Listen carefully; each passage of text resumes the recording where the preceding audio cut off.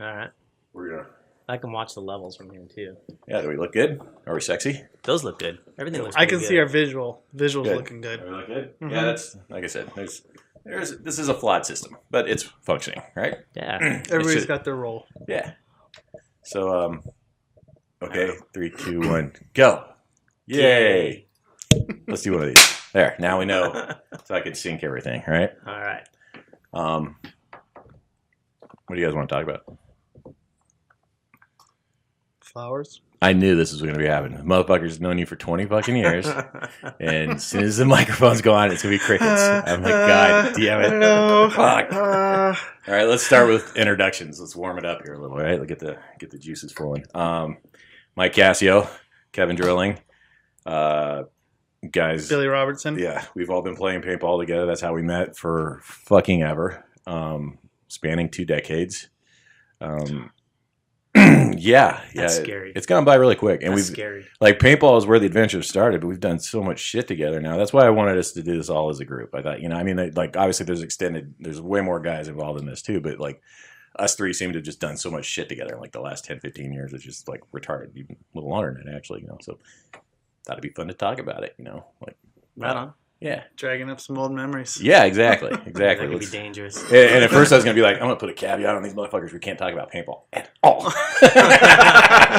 And then I'm like, yeah. But we can talk about paintball events. Oh, yeah. That's shit. where most of the stuff went down. Yeah, no gun battles, no scores, none of that shit, no trophies. Now we can talk about what happened at these fucking events, right? And Chris Stalter, golf cart. yeah, Oh, right? that's a good one. Keith Kaminsky. Shit in a box. There's that toothbrush incident. Oh, good Lord. No, Oh, wow. no. It's still too soon. All right. Way too soon. Yeah, that's 15 years ago. 15 years. What was all right? So that's a good. Let's start there. What was the craziest or most memorable thing that happened at an event that you remember, that you recall? I mean, there's a lot. It's hard to nail just one. First thing that comes to mind is James fucking boxing Lane Wright. That was the first thing that came to my mind as well. So anybody who didn't know about that, the ancient history of paintball, there was a big fight on an X-ball field when... Wasn't even that big of... I mean, it was the two No, of them. it was a little scuffle. Yeah. Yeah. And James, what it was is... James knocked him around pretty good. Well, refer to the video. It's out there. Like you can draw your own conclusion from that because I'm sure we don't want to hurt any feelings, for people who are still alive because James is dead. You can't hurt his feelings anyways. At least we didn't think you could. But yeah, Lane would probably tell a different story, that he had it under control. But if you watch the video, there is video. And not so much. The refs are wrestling in the middle of the field. Mhm. That's all I remember. Yeah. So Yeah, now we're going to have to rough. pull that up. I'll find it. Yeah, like when we post this, I'll put a link up so everybody can see it. Because That wasn't us who videoed it, was it? Some random? No. because there was already cameras on the field because it was pros playing on the field. It was just the unfranchised pros. Yeah. We just come off, and then he was filming for Legacy against Texas Storm. But Paul Mitchell was there to see about investing money in the NXL, and that just happened to be the grandstand that he was sitting up in and watching, and like they had a broadcast booth on that field at the time, and Lane's like, who's that guy? He doesn't, because Paul Mitchell's going to be interested in video rights and all that shit, and like, who's this guy on the field with a video camera? He got no right to be down there, So Lane went down to him, you don't have a pass, you can't be here. He's like, no, I already okayed it with Legacy. They want me to videotape for him. Get the fuck away from me. That's James. So, and shit escalated from there, and that's what. Yeah, who knows what was said between the two of them? I used to because his camera was running the whole time too. So I've heard Did you all that have shit. it? And I still have it on a hard drive somewhere. Oh, wow. But yeah, it's pretty clear how it goes down. Things just escalate. It's just two hot heads that run into each other, and fuck you, boom, boom. Yeah. As soon as Lane put his hand on, James would pull him out. James said he looked like he was going for his camera. I remember James saying that. Yeah. I thought he was going to grab my camera. Nobody's touching my camera. Mhm. I remember James saying something along those lines. Well, I think he got it on his shoulder or something like that. I don't remember where he grabbed him, but as soon as he got him, it was, See, I wouldn't have guessed that for yours. I would have guessed when you blew out your knee. Would have been yours. Same event. Yeah. Yep. Yeah. Same But event. that Yeah. event, that specific. Yeah, that was really quite, I our remember- first trip we to got World video Cup of as a that. team. Yeah. I have the video of that as well. Yeah, when I hyperextend and blow out my knee, running Because down the snake. that took you. I mean, that was kind of a moment. Yeah. I mean, as far as paintball went, Yeah. for sure. Really, the rehab I went through, I felt like 2004, I played the best paintball of my life. I mean, I felt like I was on fire. Like I was really healthy and everything like that. But for me personally, the level I had to work to maintain that was no longer a payoff, and I didn't feel like I could stay doing it. And I was already broken in all kinds of spots on my body anyway, so that just fucking added to the pile. What? You gotta get a little closer. Who, me? Yeah. All right. Your level was dropping off. Started talking all soft. Yes. I'm sure this is going to be the best audio we've had yet. Because your nerd ass knows how to work that fucking thing. I've been faking it the whole fucking time. So, yeah. So let's talk about Kevin. Oof. Kevin. When did you realize you were gay? Not when I met you guys. Oh. Yeah. You guys brought it out in me. Yeah. I can see that. I can see that. It happened to a lot of people. We're kind of the cock and balls people test themselves on, right? You know. I don't know how to respond to that. Brutal. Oh, God. It could get real sad real quick. That's for sure. We're all three San Diego natives. That's an incredibly rare thing, right? Yeah. Yeah. Born and raised. And still here. Yeah. How long, who knows, right? California might fall off into the ocean. So, Let's hope it does. yeah. I don't know. I think I'm here for life. All my family's here still. So I got, and then Madonna's, my wife's family's here. So Yeah. the roots run deep. We haven't strayed too far. It's hard because we're so spoiled here. Oh, for sure. Best weather in the world. You can do Yeah. anything and everything. Mountains. San Diego sucks. Don't move here. Yeah, don't do it. It sucks. Don't do it. You don't. And if you do, call us because we do real estate. So let's get that out. And then if you need anything designed or built, this nerd's an engineer. So That's always been an interesting point for our group too, because we've got, I mean, the range of people in our, the diversity. in our Yeah. group is just I wouldn't say unheard of, but I mean we range from, drafters and just laborers all the way. We got a doctor. Well, yeah, It's like- like essentially, like our core group of guys who were playing paintball together and everything is really where, the inspiration for all the MDP shit came from. And that's just grown to the diversity of the big clan family vibe that we got going on. Mhm. Whereas, shit, man, we do have doctors, lawyers, fucking just regular bikers. We got truck drivers. You got every walk of life. Yeah. Every religious aspect, every sexual life choice. We got everything in this mix. As long as everybody's cool with each other, Yeah. you can keep rolling, right? Yeah, and it makes for a very diverse group of thoughts. And because yeah, I hate it when people always say, "Oh, this is the best way to do it," because it's not always the best way. It's Yeah. the best way for an individual, and we have a lot of different aspects of looking at things. Really brings a lot of that out. Never thought of it. You're right, though. Yeah. And There's it's a ton of to this diversity. point. We go out of our way to avoid any politics or religion unless it's like our personal. We've known each other long enough where we can talk about that kind of stuff, but we can have the conjecture, the discourse, and agree and disagree on shit, and still be friends and not give a fuck. It right? never gets heated, even if it's Yeah. political and Yeah. people have opposing views. It never gets heated. We respect each other's views and understandings, and kind of say, "That's interesting. Okay, I understand what you're saying," and we leave it at that. Yeah, because And that you can't always do that, and especially in this day and age, in this world that we live in, people are so polarized right now in politics or religion or whatever, and our group isn't. yeah, well, because we realize 90% of the shit we're talking about is just so we have something to talk about. Half that shit we can't do anything about or give a fuck about, right? I mean, really, truly, right? Unless we're gonna, take up pitchforks and torches and fucking burn the Capitol or some shit, or what? What are we gonna do? Right. Vote? No, we don't have that option anymore. Oh, fuck. So we're currently, at least two of us are partaking in the Finnish long drink. I found out about these while I was over there. What do you think, Mikey? It's really good. I like it. Not bad, huh? Yeah, but Kevin doesn't like grapefruit, Nope. so he doesn't like them. Yeah, it's grapefruit and juniper berry, which I didn't know about. That's That's the little sneaky thing in there, yeah. That's juniper berry, coriander, all that. That's all in gin, right? Yeah, I think so. Oh, that makes I sense. think you're right. So it's Well, okay. actually, yeah, because this actually has gin in it as well. Oh, it does? Yeah, so that's the alcohol in this particular one. They make two. There's one there where it's like the actual fermented juice, the grapefruit, the juniper berry, all that shit, and they make it like that. That's 4.7. And then these are the gin ones, which are 5.5, and you can taste the gin a little. I actually prefer the other ones, the 4.7. Do you like gin, though? Are you a gin drinker? I was a long time ago. You know me. I can drink anything, and that's the problem.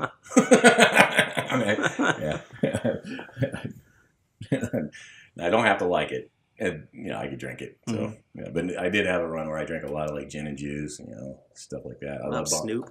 Yeah, Bombay. Oh god, Blue Sapphire. And I think it's just because I stole a bottle. And then I was like, oh, let's see how this goes, right? I always thought gin was that color blue, the Bombay. I was Mhm. like, oh man, it's such a pretty drink. And I worked in a grocery store. I was like, when I get old enough, I'm going to drink Yeah. that pretty blue drink. That's some sophisticated shit. And then right? I broke a bottle and I was like, oh, just Yeah. clear. Yeah. Never mind. It's just vodka with flavor. Yeah. That's all it is. It's slightly flavored vodka. Yeah.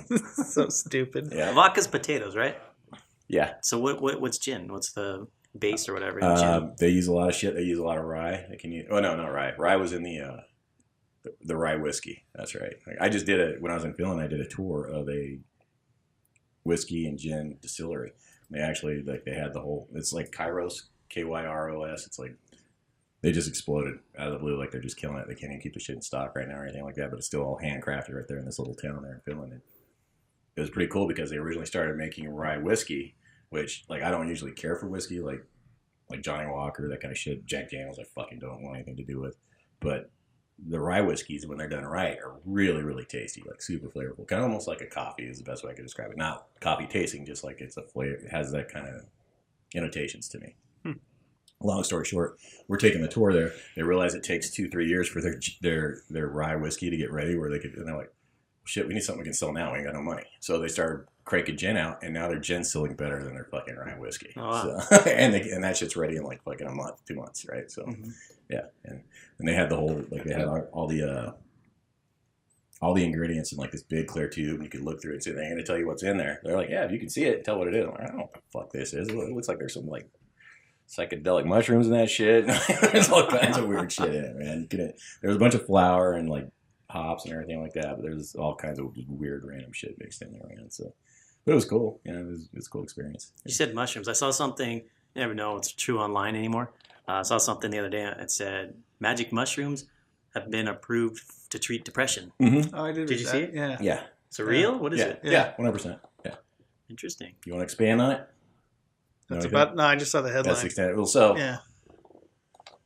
obviously, like there's a lot of for PTSD and stuff like that. And PTSD doesn't just come from a military experience or anything like that. You can have it from a car wreck or being a victim of crime, all kinds of things. Shit, just a shitty childhood, right? But they've been using ecstasy a lot, but pure MDMA, and then that they realize that actually has a lot of the same properties and shit as psilocybin mushrooms, and so now they're using the psilocybin mushrooms and getting what they're doing is microdosing people and having super positive results. Same thing with the cannabis too. They do the same thing, and PTSD and anxiety and all that shit. It's where like you're not getting high and seeing shit, but it's just enough to balance everything out. This explains the outfit.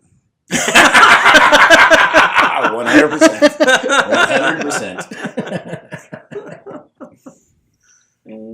Oh god. Well played, dickhead. Thank you. That was good. I like to throw in those little Well, jabs. yeah, I mean, I sit here and talk for like 30 seconds, give you this big ass setup, and then. You motherfucker.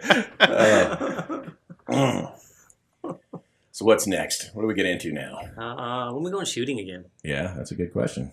We haven't gone shooting in a while. Yeah, I We tried- need to do the Yuma trip. It's way too hot now. Yeah. Oh but yeah. I know Charlie was really amped on doing that. Yes. Although, I mean, it's September, so it should start cooling. Man, I just drove through there last week. Yeah. Went to Scottsdale to visit my cousin. Driving back through Phoenix, it was still 98, 97, somewhere around there. Well, yes, Little warm. we started to cool off, and then just out of nowhere, we just started warming back up. I mean, like today it's 95, 98 degrees, some Yeah. shit. It's been mid-low 80s the whole last 2 weeks, so where this came from, I don't know. It's supposed to drop back down tomorrow. I don't know, but we're pretty comfortable. Like living out here in Crest is pretty comfortable living out in Yuma, as far as temperatures and shit goes. So yeah, I usually know right where they're at. I won't even have time to go out there until maybe December, like early December. I was kind of thinking December because that's not even a crapshoot. It's going to be nice and cool then. Yeah, I've got California City Wastelands here in 2 weeks, and then I've got a week after. Not even. I'm home for like 2 or 3 days, and I'm going up to Bay City for 10-man mechanical paintball. And yeah, right. Retired. Fucking retired. No knees, can't do shit. Still, fucking dumbass, man. God damn it. Yeah, I'm busy through the end of October too. So Yeah, and I'm supposed to hit Austin and also do some hunting. So but yeah, I mean I'm just thinking about the amount of not necessarily hobbies, but things that we've just, because it also, like you said, it all started paintball. Mm-hmm. And then you guys started mountain biking way before I got into Yeah. it. And then you kind of dropped off, and then I picked it up. It's like we never really kind of all synced up, because then you got into golf, but he wasn't. And then all of a sudden he picked it up and you dropped it. And Well, he got heavy into it. He's always been heavy into it. He's a fucking goddamn guy, could be a pro if he wanted to. But like I got into it, and to be honest, like I played a lot with him, and I was just like, I'm over this. This guy's so fucking good. It's like playing racquetball with you, dickhead. Between you two, I was just like, I know at least I can beat the fuck out of these guys, because otherwise this shit don't matter, man. This don't matter. I could not keep up with you on a golf course or you on a racquetball field. And at least the golf course, I had fun. The racquetball fucking court, I got hurt every fucking time. Like I'd have a pulled muscle in my back, or I'd twist my fucking knee or some shit. Like, yeah, fuck this. For some reason, I was able to do this when I was 14. I can't do it anymore. And that was 10 years, 15 years ago, where I was meeting you over there. right. One of the best golf shots was when we were watching some football game. It was halftime, and we went out through when I lived on the golf course. Threw a ball down on number 2, that fairway out there. It was a blind shot. It's a par 5, and I lived right about in the middle of the par 5. So it was a blind shot, approximately 240 yards or so, downhill. Believe it. Billy swings, crushes it, puts it middle of green. Yeah. Couldn't believe it. Well, Oh, I thought you were going to talk about when I put it between the 2 trees, because that was a pretty trick shot. That was luck. You remember when we did that? Yeah. It was He beat me. Monday Night Football, and it was like, okay, the closest one to that tree, and we'd like chip to it, and he couldn't do it. And then like, okay, you got to like split between the branches, and I could, for some reason, just threw it right up there. Right? Yeah, every shot. It was every shot. I'm like, what the that's fuck awesome, is going dude. on Short here? game is the only place this game really exists. That golf shit. That's no. It was miniature golf skill, like windmills, and I love it. I'm impressed. Are you? Well, we could stay talking. Once you pass a towel over here while you're over there blowing fire out your ass. Oof. So we just got done with eating food, and Mr. Cassio, I think, is like a IBS or some shit. He's a quick processor. Yeah, that was just there so that well, I can use that. Yeah, but that's just so the cat doesn't sit there. You might hear some. Yeah, right. Luckily, you weren't saying anything worth a shit anyway, so. Oh fuck! Now I gotta talk to Kevin. Jeez. Boring. Yeah, right. That was the one thing. Is like, we can ramble on forever. Really. Fuck, we got so much history and so much. I hope it picked that up. What's that? So yeah, right. He's just fucking eating in there. Light a match. I'll just send Rachel in. Oh God, no! I want to do that to her. She already deals with enough for me. Like, man. Oh God.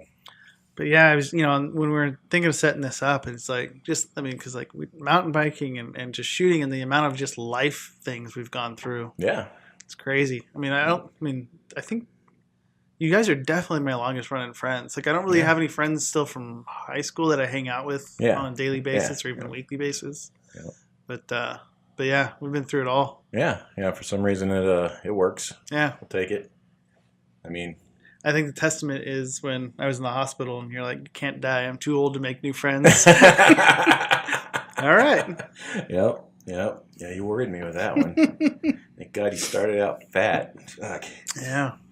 What'd you go from, like fucking 200 down to 130 or some shit? No, like 195 to 160. Fuck, in a month? No, like 2 weeks. Oh, dear Jesus. 30 pounds in 2 weeks. It was bad. I remember it was extreme. And yeah. Couldn't get you to tell me shit. You were all fucking... Couldn't talk. Yeah.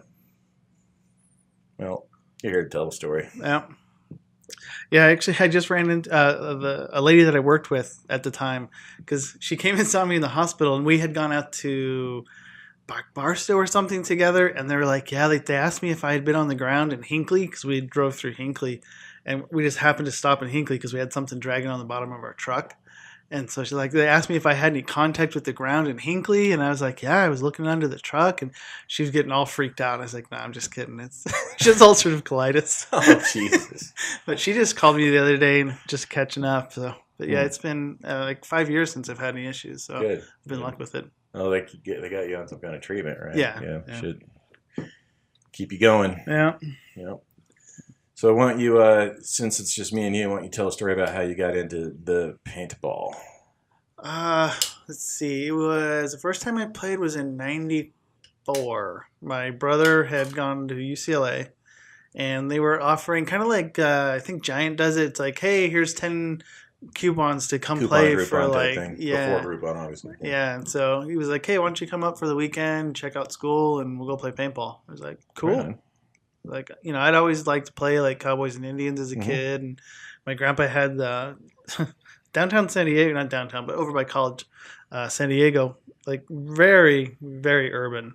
And he had a red barn because he was from Iowa in the back, and he used to be able to run around it. And so we'd play Cowboys and Indians and hide and seek. Nice. Not to mention that you could look underneath it because it was on elevated. Yeah. No. Wow. Anyway, yeah. So the first time I played in '94, and then didn't play again until like maybe '97 or '98, I think. Bought a Spider. I started going playing, and then just playing out in Ramona. And our friend Eddie Wall. It's like, hey, he goes out playing one day, and he's like, hey, we're starting this team. Why don't you come out next Sunday and see if you like it? And I was like, team? What's this team thing you talk about? This is OG Ravenous, right? Yeah. Okay, yeah. So then... so that was like 99 or 2000, something like that. Yeah, 99, I think. Yeah, fuck, yeah. So then I was like, all right, it was him and Grandpa, Glenn. Yep. Out playing. I remember that. Yeah. And they're like, yeah, why don't you come out and check us out on Sunday, see if, you like some of the guys. All right. Like, okay. So I came out, and I was like, all right, I like you guys, but that old ogre-looking one I don't know about. That's funny. But, that was kind of the beginning of the end there. Yeah. Yeah. It just went downhill. Yeah, we went and played some Cal Jam right after that. We had 2 5-man squads, and you guys were the series throw together where our 5 men have been playing together for probably like 3 or 4 months or some shit like that, and you guys did way better than us. We were horrible. It was fucking dog shit, dude. Yeah, we weren't too much better. I mean, we'd done not that well either, but yeah, it was, hey, that's just the way it went sometimes. Yeah, and that's the learning curve. Like Art Cantno. I don't know if you've met him before. Now he's one of our order members, but he's out of LA and he plays MagFed. And so he hit me up. He's like, I'm gonna be playing some punt paintball at a tournament, and it's like a just throw together like Sunday Club, where they just throw the guns down, or they put you on a random team. He's only ever played mag, so I was like, well, get a pump gun and come out and play with us tomorrow, and we'll give you some pointers and shit like that. But he's gonna have a rough learning experience in the next, steep curve. Yeah, especially stepping out into the pump field. Some people would think that's easier. I think it's a much tougher game, personally. I mean, if you start with the game, and obviously we're not gonna make this all about paintball, but you start with pump, I think any other form of the sport is probably a lot easier, really. Yeah. So, my 2 cents. I agree. So how'd you get started in paintball, nerd? My brother. My brother played way back in the day when it was Nell Spot PGP only. You'd go out and it would be hour-and-a-half games. Yep. And he told me about it. I was always into guns, loved that kind of thing. And he told me about it, and I was 12 at the time. He said, well, when you turn 14, I'll take you to play paintball. Well, when I turned 14, rather than taking me to play, he just gave me all of his paintball stuff, which was a Nell Spot and a PGP. Nice. So it showed all of my buddies in the neighborhood what that was, and we only had those 2 guns. So we'd go out and play one-on-one against each other, and then a couple guys got tracers. The other one, Gray Ghost from Lapco. Yep. And then after all that, I went out and bought a tracer as well. And then bought an F1 Illustrator. Yeah. When I was 16. And that's really when I started to play. And what year did you start when you were 14? I was 14, yeah. No, actually, I was 14 when we started playing one-on-one stuff. When I started going to fields, I was 16 because I was driving by then. What was that, like 91, 92, something like that? Fuck, dude, I don't know. You don't want to admit his age. He's like a girl. I think it was 92. No, I didn't want to do the math. Engineer over here. Math when was that? Hard. Oh, yeah. No, I seriously, like, people will be like, how old are you? I'm like, I don't even remember anymore. I seriously, I'm like 45, 46, something like that. I don't know. I really... The only way I know now is I'm 40. I'm going to be 42 this month, and Scarlett is going to be 2. Yeah, I would. So now I know how old I am. It's the only way I know. That's the things you choose, because like I always base my age. It's how I could always remember is like because my mom was 19 years older or 20 years older, 19 years older than me. My dad was 20 years older than me, so I could always remember that way. You know, like just weird shit. I just work it backwards. How old am I? Well, how old is my dad? I can't remember my own age, but I can remember how old my dad is. Yeah. So dumb. I do that with my dad. I know my dad was born in 1931. Wow. So then I just do the math from there. Your dad? Yeah.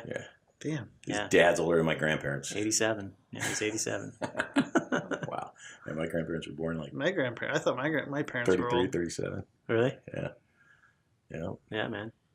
But you're younger. You got, what, 27 siblings? And the oldest one is 60, right? 61. Yeah, he's Italian. So yeah, oldest is 61. There's 6 of us. Yeah, there you go. So. And my dad said but once they he figured... all look exactly the same. That's the scary part. Clones. Right? Yeah, I know. Right?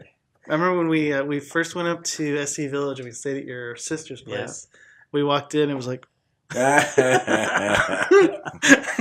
the white version of me. Mike's got boobs.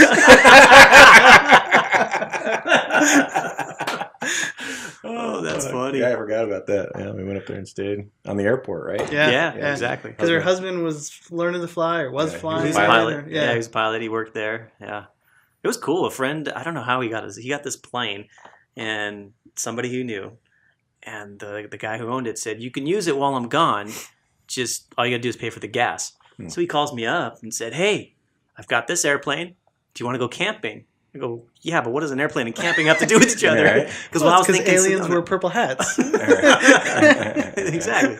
So he said, I was thinking Sedona, Arizona. We'll fly out there. Yeah. I go, really? I'm in. Yeah. So you remember my buddy Justin? Yeah. Oh, yeah. We were just talking about him yesterday. Yep, exactly. So he lived in Phoenix at the time. So we flew into, I don't think we flew into Phoenix, the big airport. I think we flew into something else. Just a little municipal. Yeah. Pura Avenue. Yeah, I don't know what it was. Yeah, right. So he met us there. We flew out to Sedona, camped a couple days, and then flew back to, it was just a cool experience. Yeah, it's a cool way to do it. Yeah. For sure. It was awesome. I like it. Yeah, I had a friend that, he actually flies commercial now, but same thing when he was learning. He's like, hey, if you want to go flying, I need hours. So it's like, let's go get lunch up in L.A. He was like, what? I was like, the thought was just so foreign to me. Mm-hmm. He's like, oh yeah, just jump up there because there's a Casa Machado, that place on Gillespie. Yeah, that place is good. And he's like, there's like that almost every airport. You can just fly right up, grab some food, and go home. Yeah. So I never took him up on it, but I did go flying with him once, and. Did you go in a Cessna? Were you in a little? Yeah, it was just a tiny little. Not a trip. Kind of just flew around the county a little bit. Isn't that a trip in those little? Yeah. Like went up the coast, went around Ramona, and where I grew up, and I actually prefer flying in the smaller planes myself. I mean, I know statistically speaking, the big planes are safer, but I like it's a much more visceral experience. Like when you're up in a plane, you have no control, no idea, or even like what's really going on. It's just like, okay, here we go, and then. And I'm in a big commercial air, but you get in a little Cessna, you feel everything. Oh, hell yeah. You're watching everything get controlled and shit. It's completely different. Did you fly it? You can crack a window. I have before. I've flown little planes a ton, so I've gotten to pretend I was flying. I wasn't doing shit, but yeah, I've gotten to pretend I was flying plenty of times. And plus, so my dad was in helicopters in the Marine Corps as a kid, so I got to fly on those things a lot up at Tustin and El Toro. And then my grandpa had his pilot license, I think he had twin engines, so sometimes we'd be in a little flight. It was still a little, little commuter plane, but you'd see like 6 or 8 people, some shit like that. And then with Di, I used to get in the little planes all the time, running the trucks up north and shit like that. And one of the spots where the trucks were getting worked on was right next to a private airport or like a little municipal. Like there was a gas fill station that everybody just used a credit card on, and then like I think one little building, but no tower or anything like that. No one was ever there. But I would just park the truck, walk across the street, and get on a plane. And and the plane would just meet me there. So, and it was a few of those trips were a little rough because okay, John's coming to get you. He's flying in from Vegas, and like they fucking and then like I'd watch a fucking like Captain Morgan bottle fall out of the phone. I'm like, oh, dear God, here we go. And then some of the rough weather going right over the grapevine and shit. It made for some interesting flights. And then you'd be like, oh, I'm real low on oxygen. We're going to be flying at like 12 to 15,000. So you're probably going to get a headache, but I need the oxygen. So he puts the fucking shit on you. I'm just sitting there going, Yeah, it's pretty thin up here, fucker. This is not cool. He's like, don't worry, we're only going to be up here for like another 45 hours. What a dick. My head is just like pounding. God damn it, dude. Yeah. So, yeah, very interesting experience, I'll tell you. They're fun. Little things like little aircraft are just fun. They're scary, but fun. Yeah. Well, you can see so much more. Yeah, because you're looking straight ahead. Yeah, well, and you got windows on both sides, and you can see out of both of them, and it was just fun. The one thing I didn't expect is how hot it is in there. Yeah. Because there's no air conditioning. It's just hot in that little cockpit. Yeah. Well, those motors are only like 100 horses, 150 horses. I didn't know that. Yeah, they're tiny on the Cessnas and stuff. It doesn't take much. It really doesn't. Yeah. And they're slow. I mean, like, unless you got an absolutely badass Cessna, you're lucky if you're doing like 130 in the fucking thing, and that's barely enough to get you off the fucking ground. So, but like, I know Dave had one that did like 180 or 182. That even it looks exactly like the same plane from the 50s, but the thing's just got all better motor, better everything, right? And then the Baron he had did like 2 something, so that they moved pretty good for a prop. Yeah. So, Do you still have any planes? I don't know. I don't really do much work with them that much anymore. And, but I mean, he used to have the hangar with 3 planes and a bunch of other fun shit in there. And it was cool to go up and check it out. It helped deliver and drop stuff off. And luckily, I got to fly in some of them. He had a big warplane. I don't even remember. I think it was called a Warbird or some T-50, T-52, something made like right at the tail end of World War II. And it was like a trainer and used as a bomber or something in Korea or some shit like that. But it looked like a Kingfisher, if you know what that one is. So it's kind of like. That's the one with the wings underneath. The wings are on the bottom, yeah, and it was a Kingfisher was a torpedo bomber that we made, and it basically had 2 guys sitting, but one guy was sitting backwards. So this thing looked a lot like a Kingfisher, except for both guys seated forward, both were facing forward. So yeah, but it was a bomber also. So because it was a huge fucking for like a fighter bomber, like I was expecting to be small, and when we got up to it, it was a huge fucking plane, like a Corsair or something like that. It's a pretty good sized plane. So that thing was pretty cool. Yeah. Good. He wasn't there, so I jumped up and took a bunch of pictures. Got to take advantage of the situation. Yeah, right. Just hey. Did you have a fan turned on you with your scarf blowing That in the background? That'd be great, man. Like Snoopy. Yeah. I've luckily been in that situation a few times. I was delivering a Dodge Viper. Used to do this special version of the Viper, like RTS or some shit. I don't know. And I just happened to have like 4 of them in my trailer. I was delivering it to a warehouse in Scottsdale, Arizona. Huge warehouse. They're like, go down to door 37. Someone will meet you down there. I go down to door 37. I've got all 4 cars off.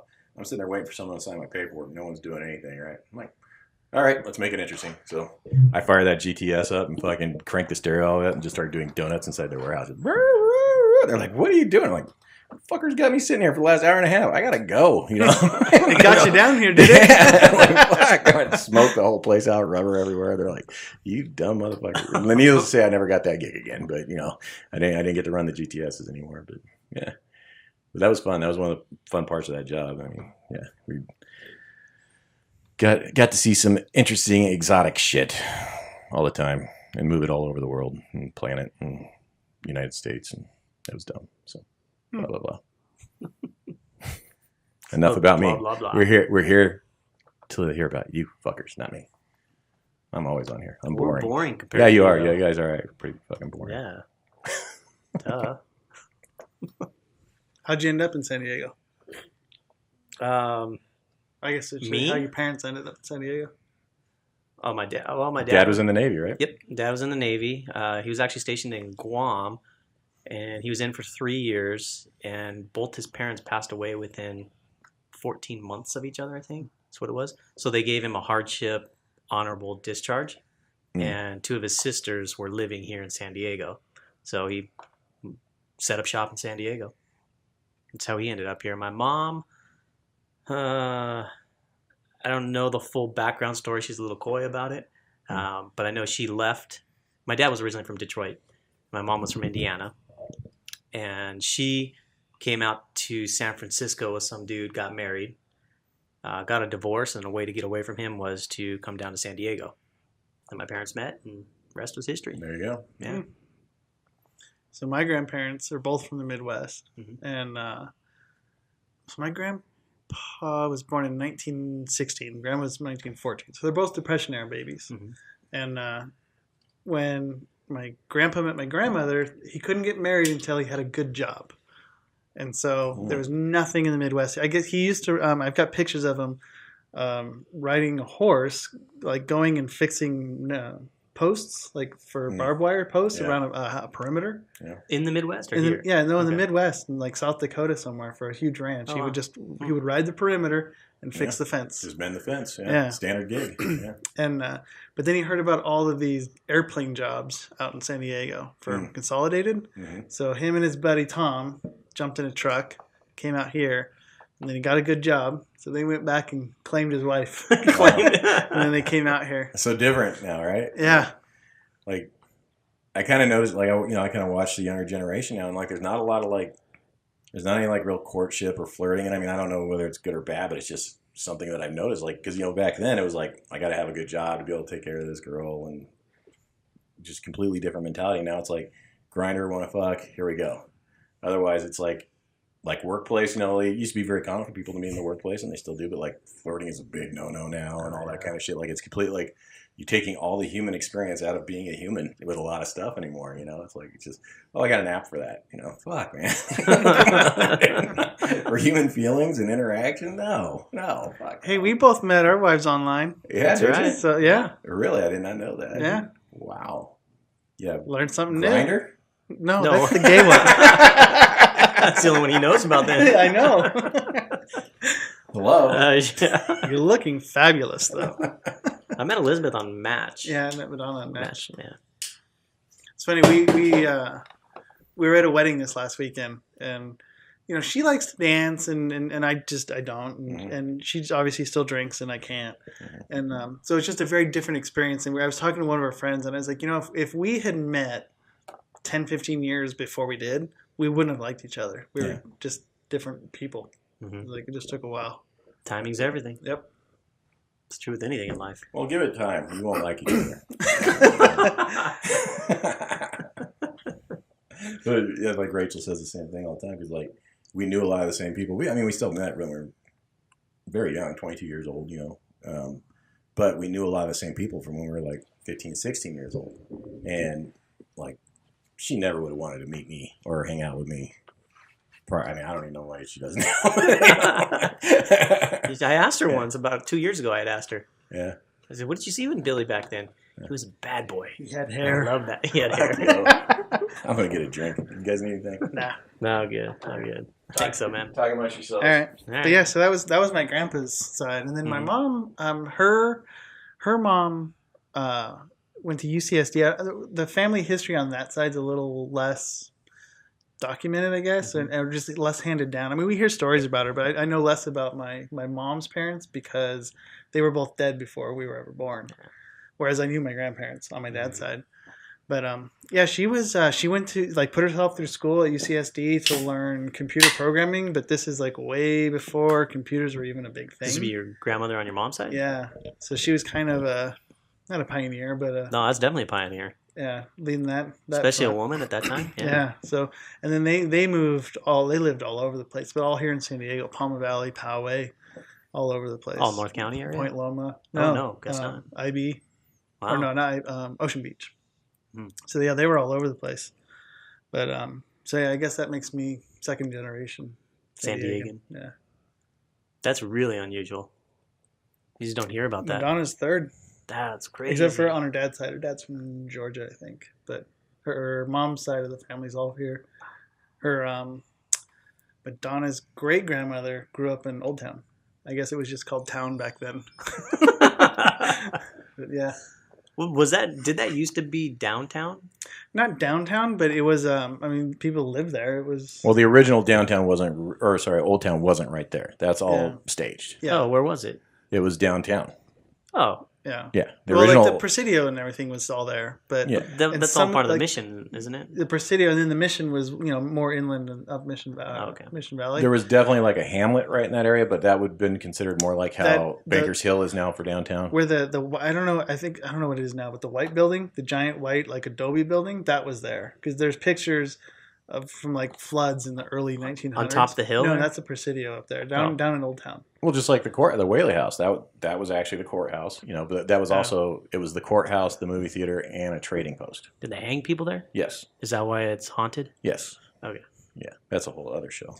But yeah, I've done all those. Those are fun. Madonna's grandmother remembers riding horses at Mission Valley to like where Qualcomm is now, and then they would. Well, it was absolutely nothing. Oh yeah, it's farmland. It's crazy. Yeah, San Diego didn't really kick off until like the late 70s, early 80s. Yeah. I mean, even my mom said she remembers there was a fruit stand at Qualcomm, and they would come down the 15, which wasn't the 15 back then, but it was a road, and they'd pick up fruit and vegetables. Well, you guys are old enough to remember when the 15 actually had stoplights, right? Through on El Cajon Boulevard, yeah. University. Normal Heights area, yeah. Fuck, we're old. So it was 20 years in the building. That took forever to build. Yeah. Oh yeah. Well, and I came from Bonita coming up here, and I was driving on 125, and that, I've been on it, but it didn't seem right. I grew up in that area, and it was never there. It was just Sweetwater Road, and the whole area where the freeway is was a bunch of houses, all gone, just freeway now. Just a testament that shit keeps changing on you, whether you want it to or not, right? I mean, we got no choice in it. Mm-hmm. All right, I got a curveball for you. Two-part question. We'll start with the first part, and then each answer individually, unless you have the same answer, which would be weird. Is there anyone you ever looked up to growing up? Did you have any heroes or anything like that? Yep.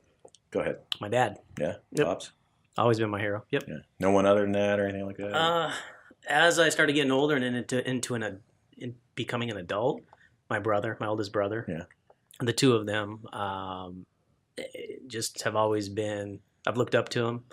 Try to emulate them, always seek their advice. Those would be the two in my life. Yeah. Right. How about you, buddy? Growing up, I think I looked to my grandpa, but now looking back, I think I would have changed that. But yeah, my grandpa, he just built things. Like if he needed something, it was that farm mentality. Yeah. If they needed it, they could just, I can make something to do it. And so he was a firefighter for almost 30 years, I think, retired in 1974 or 76 as a battalion chief. Yeah, in San Diego. He was a battalion chief in San Diego? Mm-hmm. Or battalion chief, or maybe the next one up. But yeah, and my uncle, also a firefighter. My dad was a police officer. Yeah. So yeah, I had a lot of... for years I've constantly given him shit about not becoming some kind of civil servant, Yeah. Your brother, your sister. Brother, sister. Yeah, the whole cousins, family, right? Uncles and aunts. Yeah, I mean, they all kind of went that route. Mm-hmm. And so I think it kind of changed over as I aged. And, I obviously looked up to my brother. I followed him into the Marines. Mm-hmm. And, I mean... I think it's pretty standard is you always, that's who, I had the same deal as my grandpa, my dad. Those are the main two people that I looked to. I thought they were superhuman when I was a kid, for sure. Yeah. I mean, even my mom was super badass. When we were kids... She was a teacher, and then when my parents divorced, I did not know that. Yeah, when my parents divorced, she's like, "Well, I can't raise 3 kids on a teacher's salary," so she got a job in construction because union construction, I can make money, and then from there bounce into the electricians union. Yeah, and was an electrician for 20 years, I think, before she retired. So, just had role models all over the place. Yeah, right. How about you, Billy? Yeah, your grandpa. Like I said, dad and grandpa. I wanted to be a Marine. Mm-hmm. And then my grandpa was just always for lack of a better term, solid, dependable. Just he was there. Because I had a lot of chaos in my life as a kid, and he always seemed very just normal. Whereas everything else was scattered and weird. Both him and on my dad's side, my grandparents were just really stable, solid people. The only people that were level for me. Because my dad was all over the place, my mom was all over the place. And he was a preacher, right? Yeah. Down in National City, they had a church down in National City for 26 years, something like that. And I did a lot of my growing up down in that church. And so, I had this great relationship with all these people in the church, and it was an extended family, and that was awesome. Every time I got to come down, because I lived with my mom, who was always North Carolina or fucking Riverside or Camarillo, nowhere near San Diego. But every chance I could get down here, I was born here. I always wanted to be back here, every chance. And then my dad came back to San Diego after getting out of the Marine Corps when I was 12, and then so then I started getting a lot more time back down here at home, and National City, the barrio, and I didn't know any difference. I loved it. was home. Yeah, it was great. So yeah, and then like even though growing up, I realized they're only human. Still, they were good role models. I could have done a lot worse. That's for sure. My dad's you guys know my dad. Yeah, fucking awesome guy. Completely different guy than when I knew him when I was a little kid. That's for fucking. It's crazy because he's so calm and mellow, and I know you told stories. Yeah. He was, he was a hothead and didn't take shit, and again, made his mouth was way worse than mine, and I'm pretty fucking bad, So what was it, DI, wasn't he? He did everything, man. Yeah, he that was the cool thing. Is because he went in the Marine Corps in I think it was 71 or 72 or something. He was actually able to just change his job every 2-3 years. They kept you in, and you just got to he went in first as a Marine Corps sniper. From Marine Corps sniper, he went to Armory. From Armory, he went to Flight Line. From Flight Line, he went into Warrant Officer Program, pilot, all that bullshit, So he had a lot, and he even got out for a year in the middle of there and opened a gas station up in Spokane, Washington, and he made it 9 months. He was like, "Yeah, fuck this, I'm going back to Marine Corps." Yeah. So how many years was he in? Total of 12 or 14, something like that. 14, I think. Yeah. And then he got out, and it took him a while. It took him a few years to finally land a decent job. Just the economy was dog shit at the time, and he became civil service, and so he was able to add hours. So. He worked out at North Island, fuel controls for jet aircraft and helicopters. He bounced all over the place. Went Corpus Christi, Texas. They were down there. He was rebuilding Hueys down there, and then that's actually how they got into working on F-4 Phantoms because that's when they were blowing them all up. They're using them as targets for drones and ground air and all that shit. He built the targets. Yeah, that'll be fun. Yeah. I mean, he kept it interesting, that's for sure. Now he retired. He's retired and manages a mobile home park. Completely different lifestyle, right? Yeah. Totally chill now. Yeah. You never know where you're gonna end up, right? No, hell no. Look at me. I mean, I look at so when I broke my collarbone.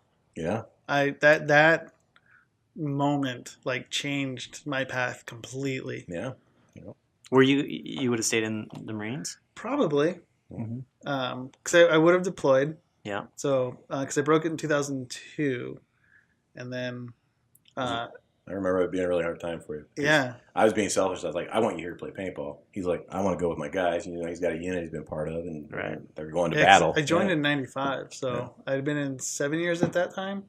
And so my contract was actually up in 2001 in July. I was like, I'm not really doing anything. I'll just sign another. The guy, the career officer, he's like, hey, why don't we just put you on a 3-month extension and we'll see how, maybe we can figure some things out. And I was like, all right, cool, that sounds good. So that got me to September 11th, which got me caught in stop loss. And so I wasn't able to get out, even if I wanted to, which I didn't. I was like, okay, cool, finally something to do. Mm-hmm. And the naivety of youth. But so yeah, and then I broke my collarbone the following year, so I didn't get to deploy. And then, I kind of got depressed over it, I think. And so my relationship kind of died. And then when my sister graduated and when applying for work at these engineering companies, they're like, well, we don't really need a civil engineer, but if you know AutoCAD, then, maybe we could start you doing that. And she's like, I don't know AutoCAD, but my brother does. They're like, send him in. So that's what got me started on the engineering path. Mm-hmm. So then I was like, did that for a few years, and I was like, oh, I kind of like this. I'll go back to school and get my degree. So yeah, and it was, if I had stayed in, I probably would have deployed, or I definitely would have deployed, and I would have been in at 8 years. And I always said, if I made it to 10, I may as well go to 20. Yeah, write it out. Yeah, may as well. So yeah, I would have completely different. Instead, he became a total fucking nerd. Yeah, mega nerd. Studying all the time, doing math. Ugh. At some point, though, it actually gets easy. Believe it or not. Sure. Yeah. Well, it's calculators. It's mental weightlifting. I mean, yeah. Well, you learn it, and then you're not learning it anymore. You're applying it, and so that's the cool part of math. I wish if I could fix the way math is taught, that would be it. Not just 1 + 1 is 2, but why? What is it good for? How does this help you? And I'm constantly application. Yeah, I'm constantly telling my niece who's 8. I kind of give her a hard time for multiplication, and she's like, "Oh, why do I have to do this?" I'm like, "Well, what's 9 × 7?" She's like, "Let's do a hard one, like 5 × 10." And it's like, well, what if I give you $9 for every year that you've been alive, and suddenly interesting, right? it's like, okay, so That's cool. I would teach application and why it's useful, because then you learn. It's not just multiplication tables and division and. I can sense full circle coming around. I do too. His mom started off as a school teacher, became an electrician. Well, and my stepmom was an engineer, so maybe that's where it came from. Which my sister got an engineering degree, and so did my stepmom. So, maybe that's what pushed me that way. I don't know. Well, it's not often that people look too far outside of where they're coming from for what they're going to be. I was going to be a Marine. I didn't know any better. That's exactly what I wanted to do. I wanted to be a Marine. I wanted to, be a Marine Corps sniper, like. Force recon, something like that, and then I wanted to become a cop, and then if I could fly, if I could get that in there somehow, that's what I wanted to do. Exactly what my dad did, except for the cop part. And honestly, the only thing with being a cop was I wanted to be able to help people, but be able to stay home instead of be gone. And because I remember my dad was constantly stationed somewhere other than here. So I wanted to be able to plant roots at some point in time, but I still wanted the adventures. I live in San Diego, and I'm never here, anyways. For most people living in San Diego would be the adventure. Yeah, right. And we live it every day. Yeah, right. Yeah, no doubt. Totally take it for granted. Oh, we do. We do. It's like, it's too hot. I can't play paintball today. I'll do it next weekend. Yeah, right. I know. Yeah, we're pretty much pansies. No doubt about it when it comes to weather. Well, I tell people all the time, there's a reason why we don't have any world championships here. Our life is too fucking easy. Mm-hmm. You live in Chicago, your weather sucks. You got shit to be mad about, right? And you're gonna use that on that field, right? You live in San Diego, what are you mad about? The fucking wave sets were dog shit this morning, man. God damn, it's 85. Fuck, so yeah. I had to go to a wedding a couple weeks ago. It was on Sunset Cliffs in the sun, and it was probably in the 90s. It was like that last real hot spell. And I was like, I could feel the sea mist hitting me, and I was like, yeah, this sucks. Yeah, right. I mean, I'm looking out on beautiful ocean, like, I don't want to be here. It's like, what is wrong with me? We are pansies. That's what's wrong with us. Oh, fuck. Half the time you get down there now, it's just like, who are all these people?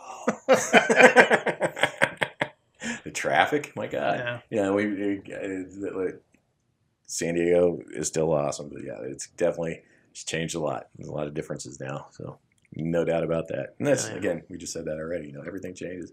Look how much fucking paintball has changed since we started playing, and even just since playing together, right? I mean, watch this whole arms race build up, and people shooting a pallet of paint a day at events and shit like that, and now we're back. I'm back playing mechanical 10-man. You guys are, smart. You're just playing for fun. I don't know why I keep doing it. It's fun, man. I love it. You get to go shoot people. Yeah. And you don't actually kill them. It's great. Yeah. Well, fuck. My favorite game was when I flipped sides. When I got to shoot at you guys, because there wasn't really.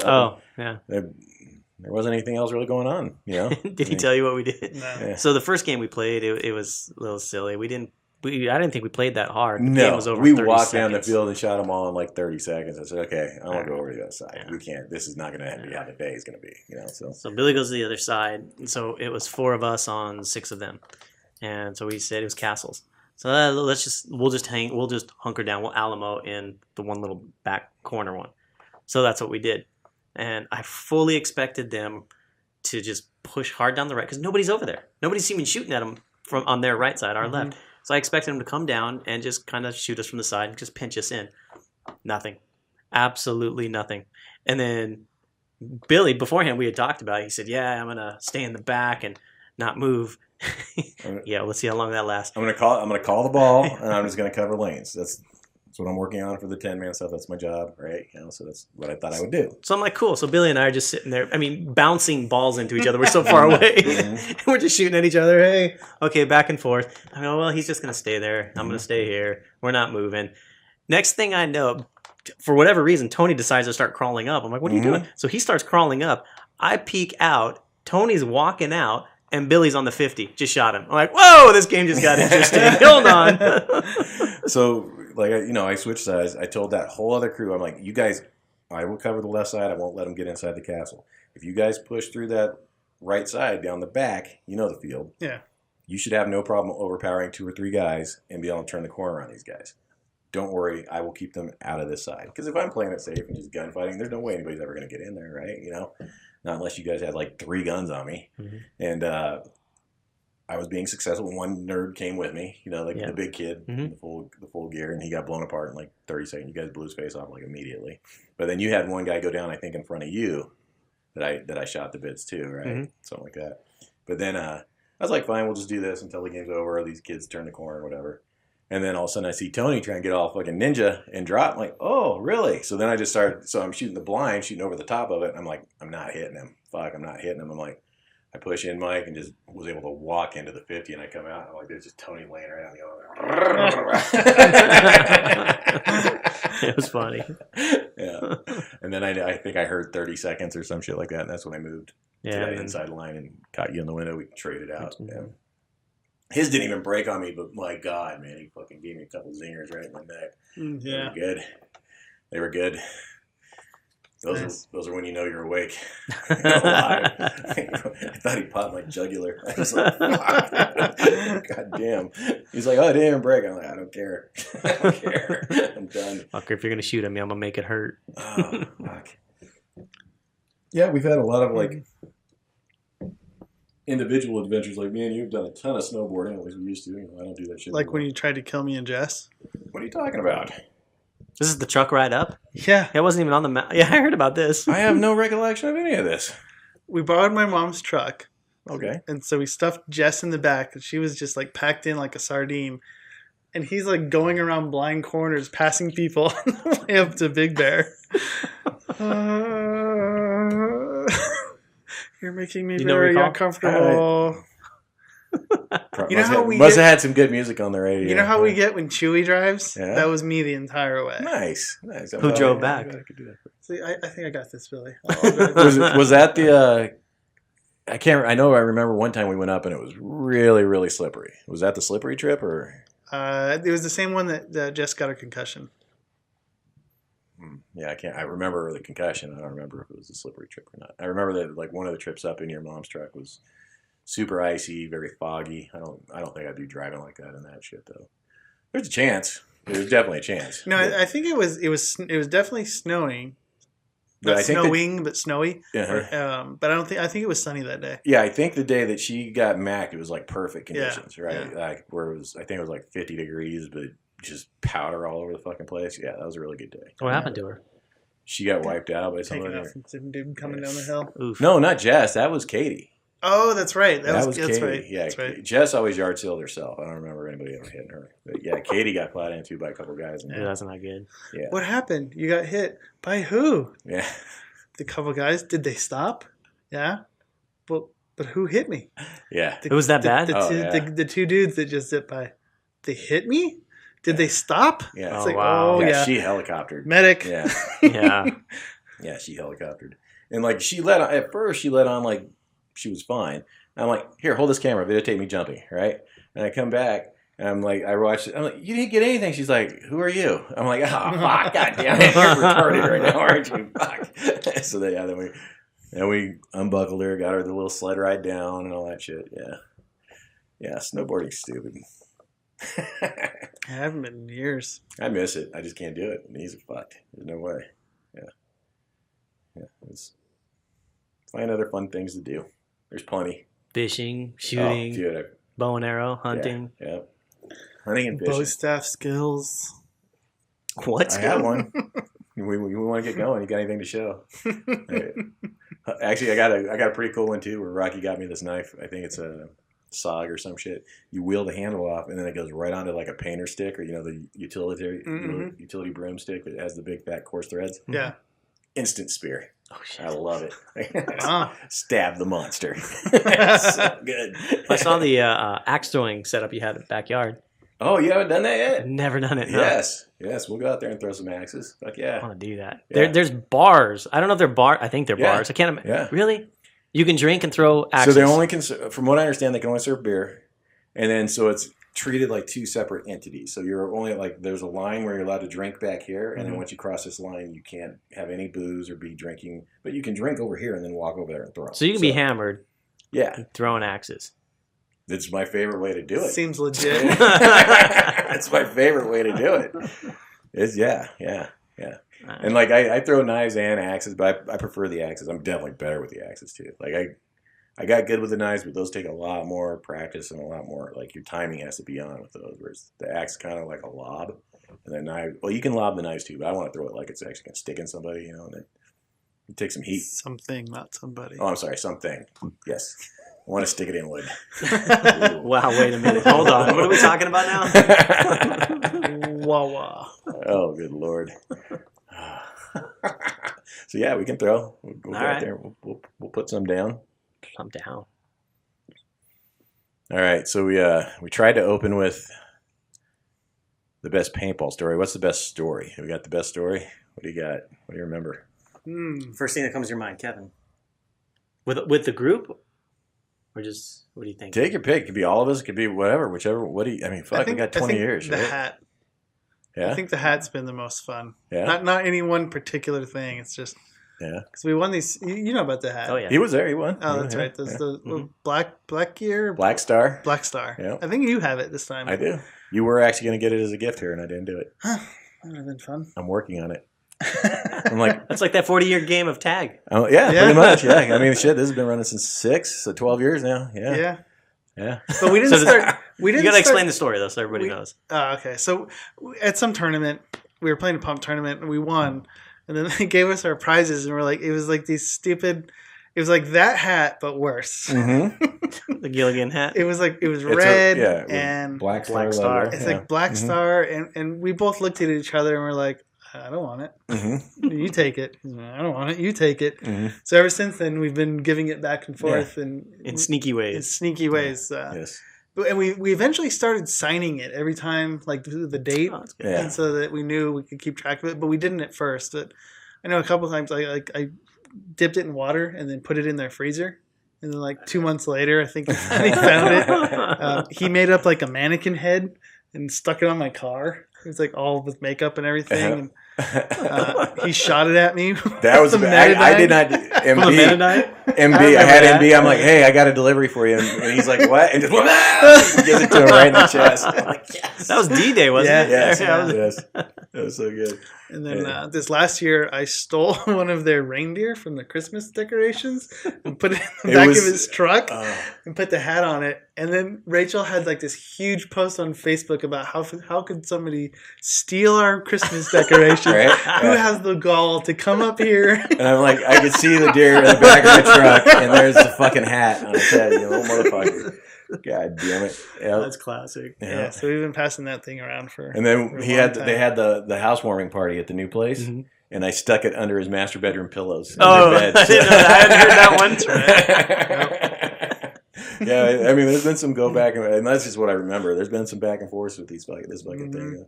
But yeah, I had the audio all been done, I would have finished the way I planned on delivering it. It would have been excellent today. But we'll do this again, or we won't.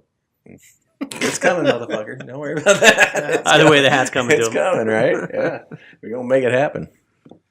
Yeah, and sometimes there's been, it's like years in between. Yeah, and then all of a sudden it shows up, and it's like, oh yeah, all right, the hat. Right, we got to make it good. It's got to be interesting, right? Oh, I went camping one time. That was so good.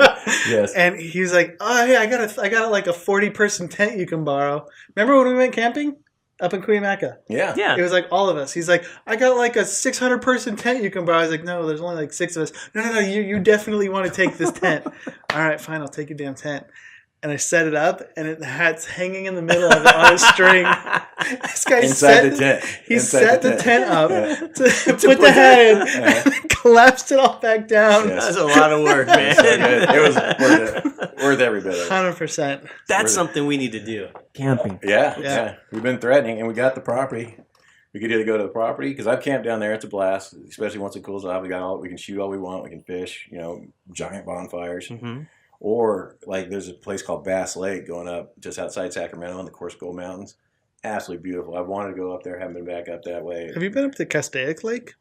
That place is beautiful, up just north of L.A. Yeah. Yeah, huge lake. I don't know if they have tent camping, but I know they have RV park or camping. My dad likes to go up there. Right on. But yeah, it's a great lake. I'll have to look into that one too. 'Cause Yeah. it's a lot closer. Yeah, we could get, whatever we want to do, we could do it. We could even something local, Mhm. Yeah. Quimacas or Lagunas or something. Yeah. Just get a group. That'd be fun, Yeah. man. Yeah. Be a nice getaway. Just take a weekend and go up there and unplug and that'd be awesome. All about it. Okay, put it on the list. Write it down. Got it. Camping. I haven't spelled it right. Are you sure? Congrats. Oh, so when we were texting, You shut your fucking mouth. the Karma Sutra. Yes, the act of putting out good vibes, hoping they yeah. return. I was dying over that one. Oh, Sometimes words get jumbled up in Billy's head. I walked in here one day and found Kevin sitting on this. Oh, It fit. what are those monkeys? What is that? I don't know what the fuck that thing is, man, but when I saw it, I had to have it. What the fuck is this? Yeah, that's Joe Boo. That's Joe Boo? Yeah, he's getting down. Joe Boo. Yeah, that's Zed's chopper. Zed's dead, baby. That's Zed's it. dead.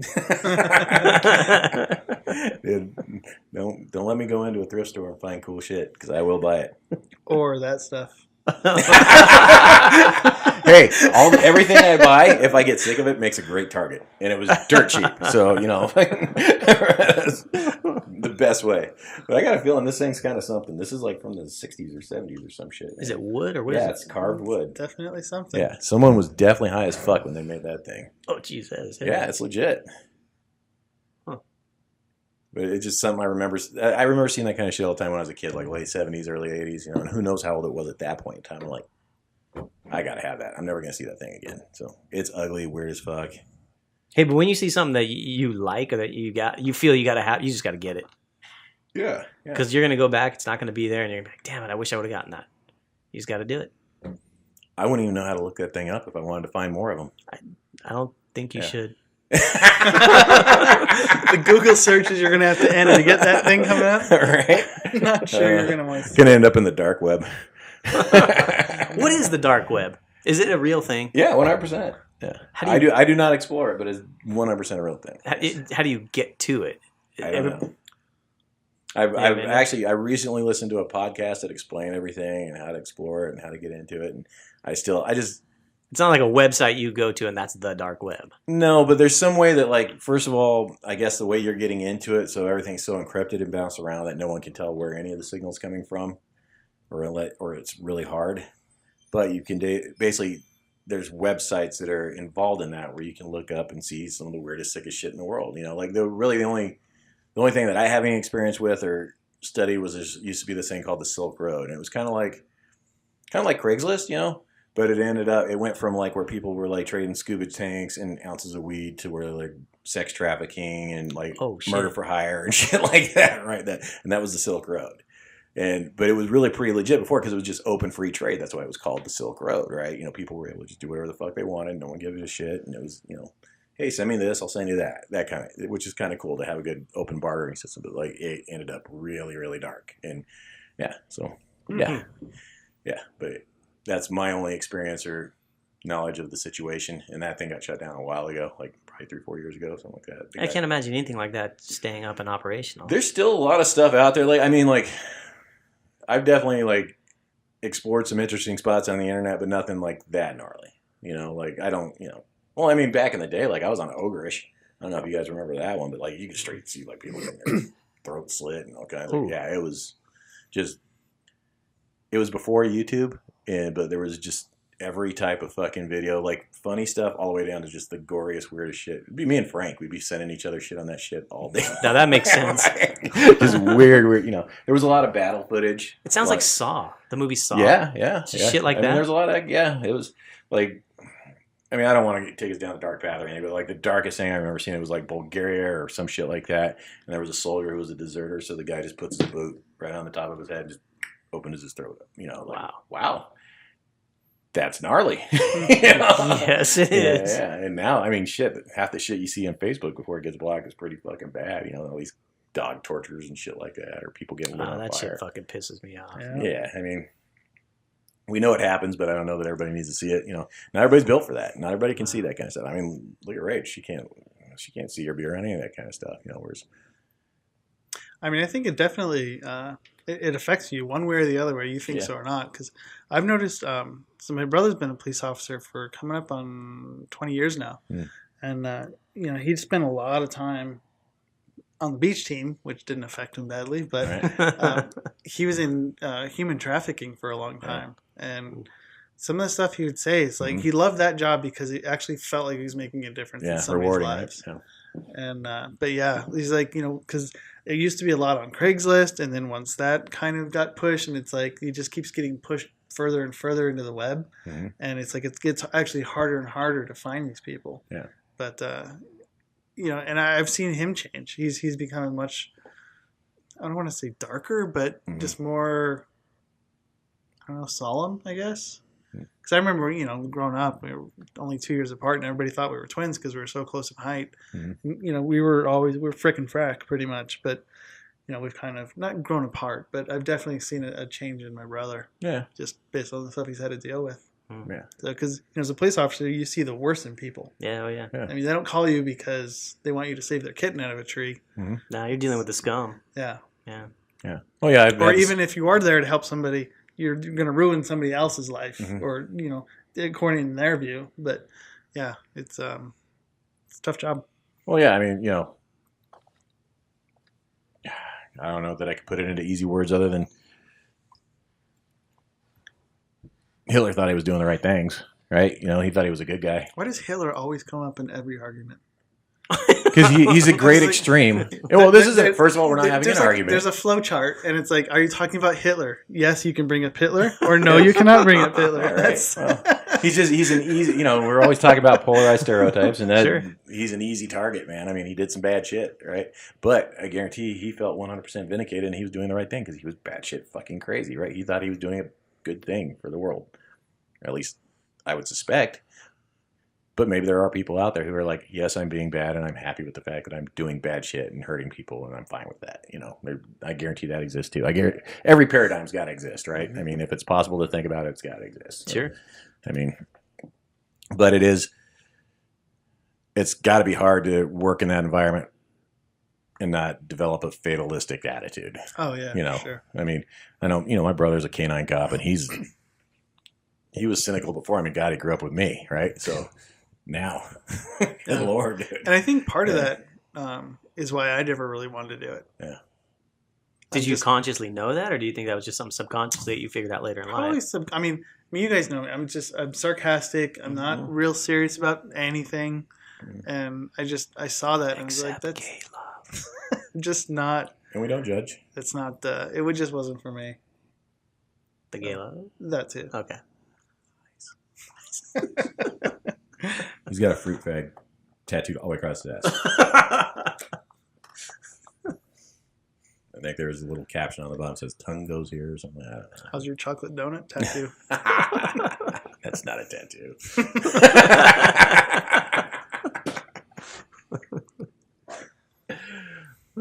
We love all. So did you think you'd end up a sound engineer and a real estate tycoon? No. Sound, yeah. I mean, that I got into really early in life. I think I was 15, 16 when I started doing sound. Started doing it professionally by the time I was 17. I was on the road by the time I was 18 doing it. Wow, that's crazy. Yeah, I was nuts. Loved it.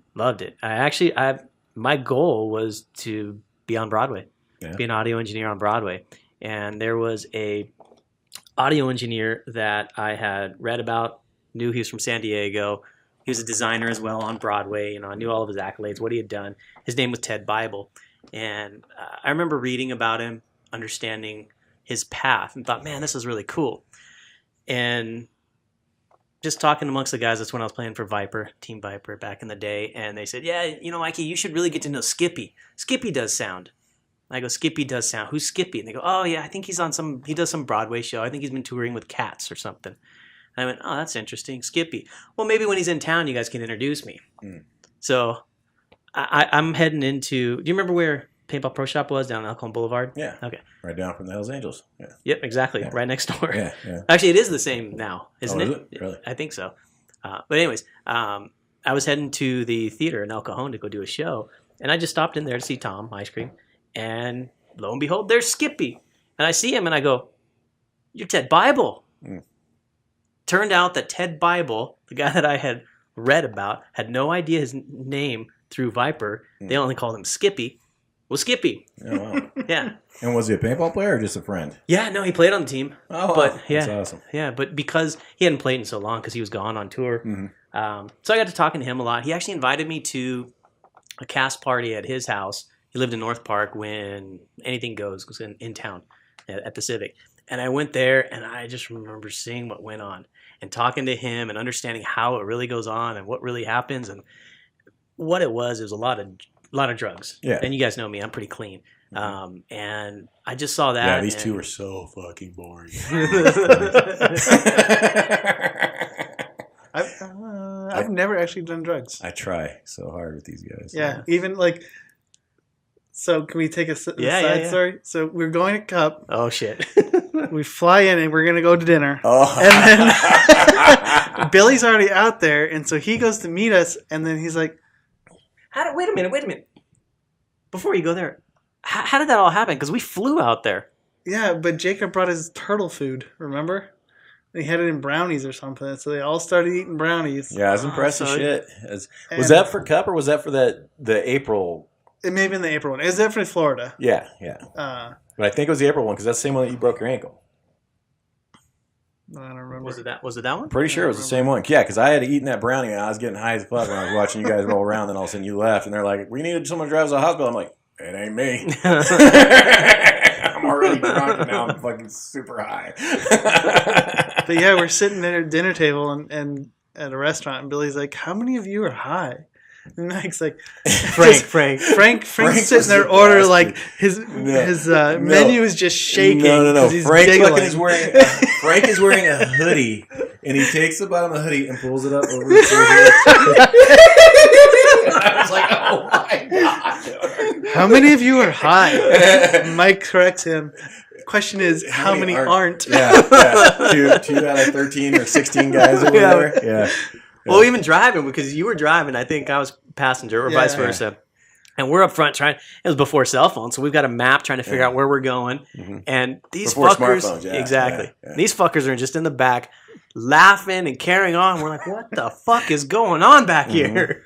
We didn't have a clue. I don't remember when we figured it out, but we had no idea. Those what were they were solid. doing. I stayed up till like fucking 3 a.m. just listening to my heartbeat. I was just like, fuck. I can see the inside of my eyelids. If I go to sleep, I'm gonna die. My heart's just gonna stop. I mean, seriously, it was like a boom, boom, boom, boom. I'm like, goddamn, I'm either super healthy or I'm about to fucking die, like right now. Oh, was that the same tournament where you started punching the?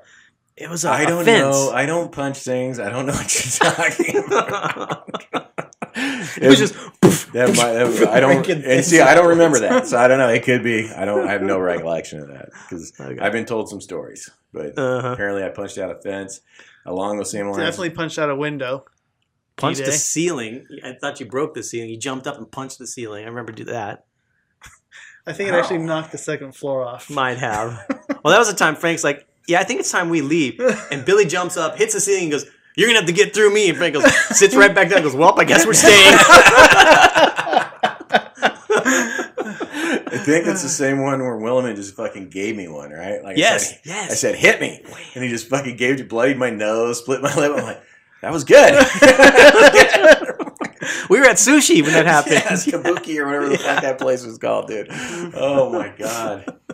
And then we're up at 6 o'clock in the morning, slept maybe 3 or 4 hours. You fucking broken leg, fucking at Cat, probably still at the hospital. I don't remember how long that took. That was that was actually the next morning. So I went to bed that night, woke up in the morning, couldn't put any pressure on it, realized something's wrong. And Keith was up. I mean, Keith, I think something's wrong, dude. I think I better go to the doctor.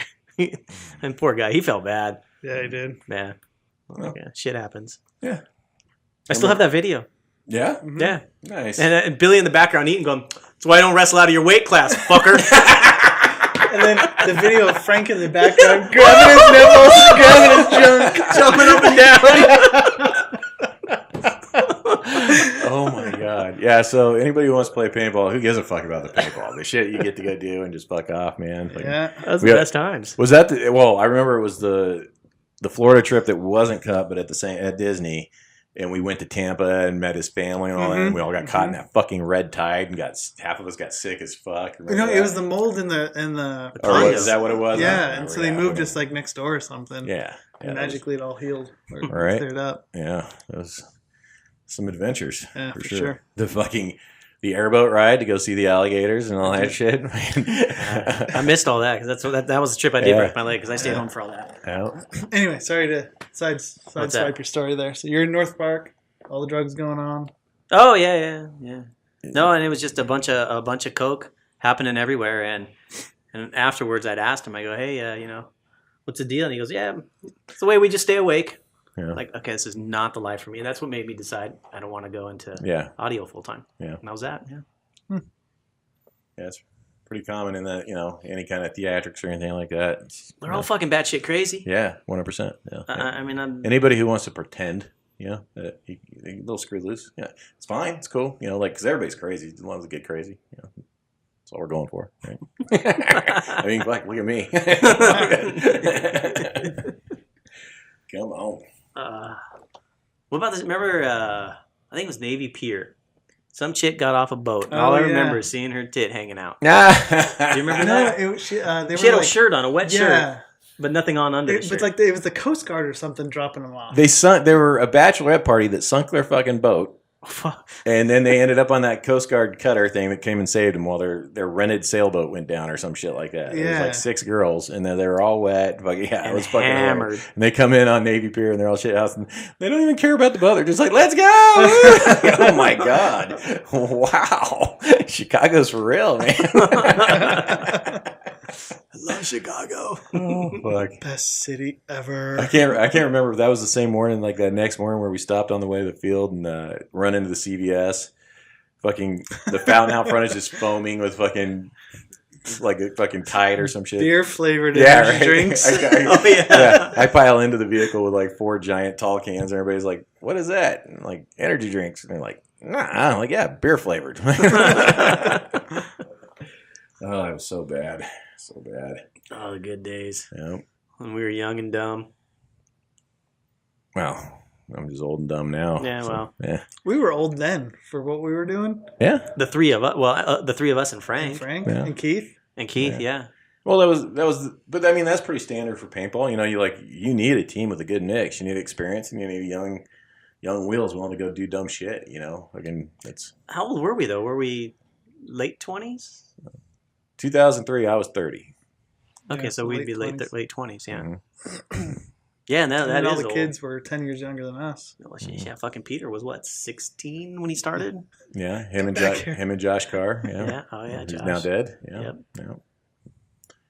Yeah. James was a little older than me. I think Frank was the oldest playing member of the team at the time. Yeah, because he's like 2 years older than me. He looks 60 years older than me. Hope you heard that, Frank. Yeah, hopefully he watches this, right? Okay.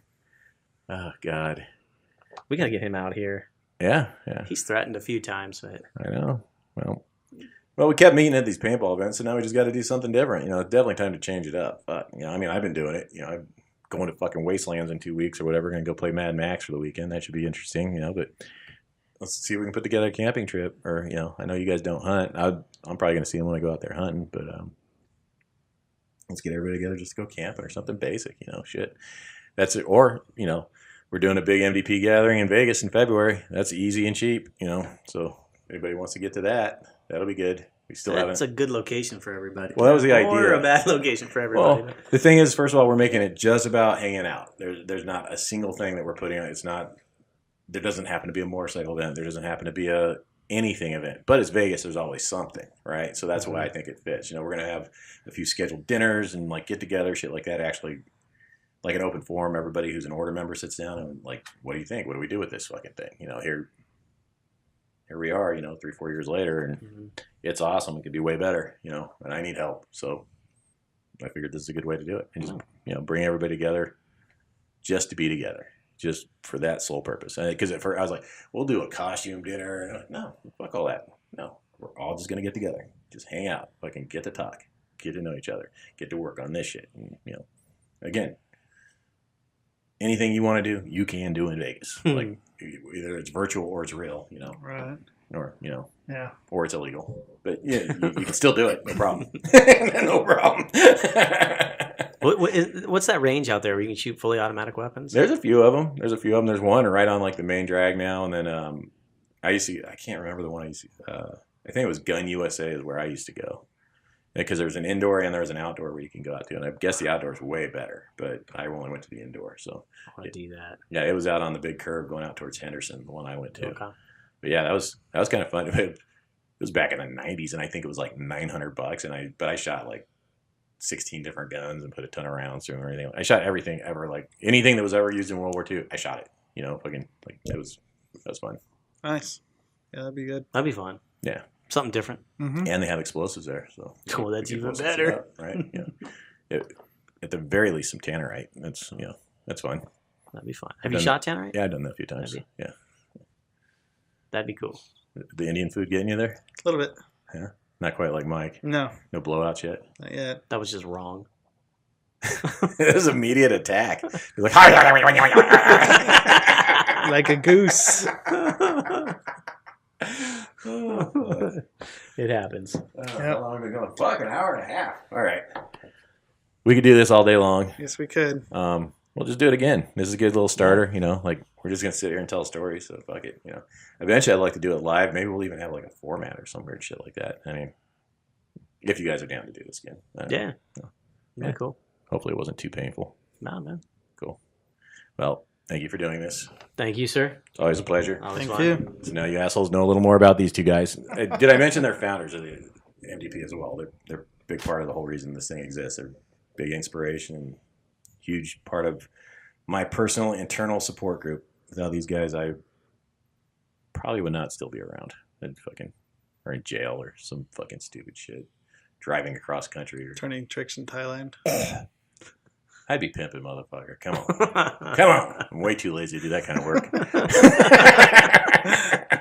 All right. Till next time. Thank you for watching. Peace. Peace. Thanks, guys. Say bye. Thanks, guys. Later. Well done, gentlemen. Ha ha ha